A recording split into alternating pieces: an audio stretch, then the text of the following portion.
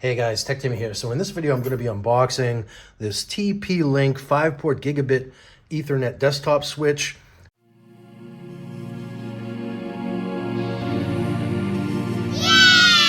That should allow me to expand my network connectors that I have on the back of my router, which are now all full up. I run a bunch of different smart home hubs here, and basically I'm at capacity with my new router from Verizon. I think I've got like 4 or 5 different connectors on the back of that are all full. So I said I have a couple of more hubs that I want to install. So I said let me get this as an extender. So basically you plug the router in, I believe it's on the side, and then you have a bunch of different additional ports that you can use for network capability, which is exactly what I need. Sort of a no-frills box here, but a bunch of different features.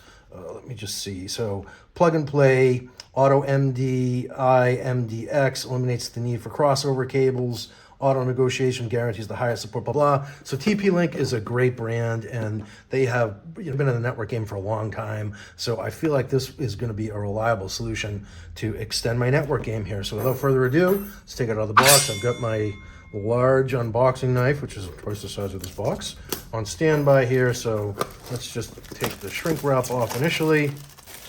And it marketed as a business solution, but this could work, as you can see, but this will work for your home network as well. Let's just get the plastic out of the way here. And then it looks like, let's see, where's the best place to open this? It looks like here. So I'm going to open this from the side of the box.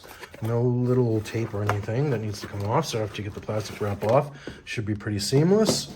And then, yeah, so just an unboxing video for today, just in case you guys want to take a quick peek at this. I couldn't find another unboxing video online. I was kind of curious as to the size of this thing, and it's nice and compact and small, so that's very cool. So it'll leave a very low footprint. I'm going to put mine on my entertainment center, where I have my router situated currently. And then, yeah, like I said, so we have 1, 2, 3, 4, 5 network ports there. And it looks like, I believe, so that's to connect up power. So it could be that maybe it's 4 ports, and then you have the additional one to do the extension. So we're going to figure that out. But yeah, so this should allow me to, as I had said, extend my current capabilities of my router, which is very cool. And then just for sake of completeness, I'll take this guy out. So let's take the power cord out here, and let's see where we need to stick this thing. So this guy goes right in here. Oh, no, so that is the power indicator. My reader's on, so I can barely see.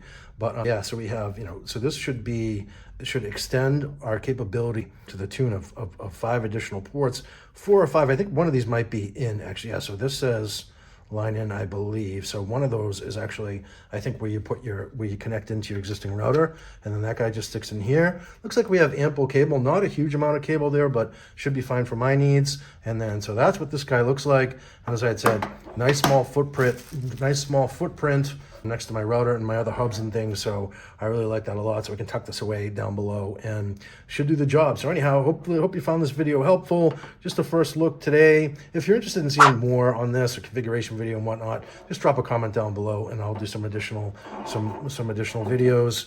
And yeah, so hope this helps. Please subscribe and hope to see you in the next video. Cheers.